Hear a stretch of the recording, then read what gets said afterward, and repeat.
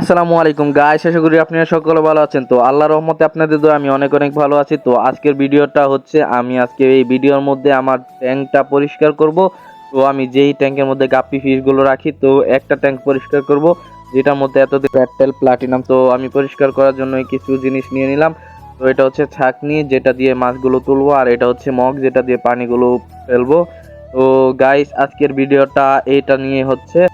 তো গাইস চলেন ভিডিওটা শুরু করা যাক। তো ভিডিওর মাঝখানে আমি আর কোনো কথা বলছি না, তো আপনারা ভিডিওটা এনজয় করতে থাকেন। তো আমি ব্যাকগ্রাউন্ড একটা মিউজিক লাগিয়ে দিতেছি। তো চলেন, লেটস বিগিন দ্য শো।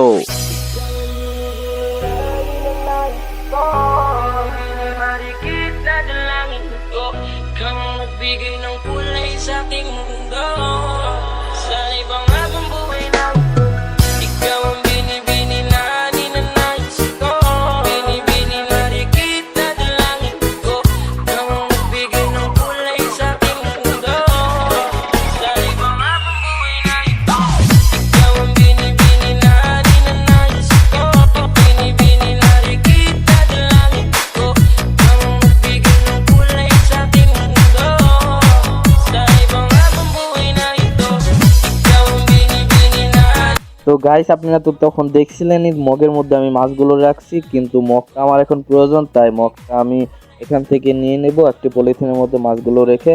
তো এই পলিথিনের মাছটা 15 থেকে 20 মিনিট বালতির মধ্যে রেখে দিব। তো চলেন, পরে আর কথা বলছি না, তো লাস্টের দিক দিয়ে কথা বলবো।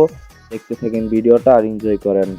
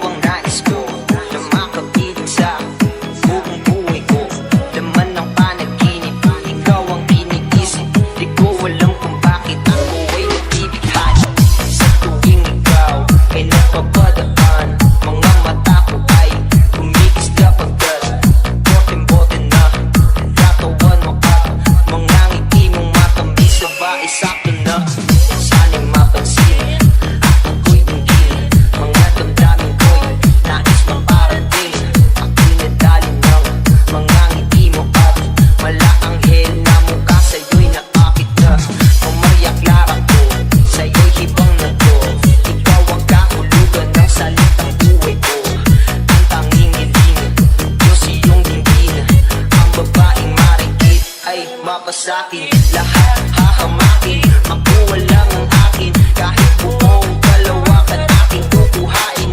O aking pinipili, ikaw ang pinipili. Sa simula't huli ng aking pag-ibig. Ikaw ang binibini na ninanais ko. Binibini na rikita ng langit ko. Ikaw ang nagbigay ng kulay sa aking mundo.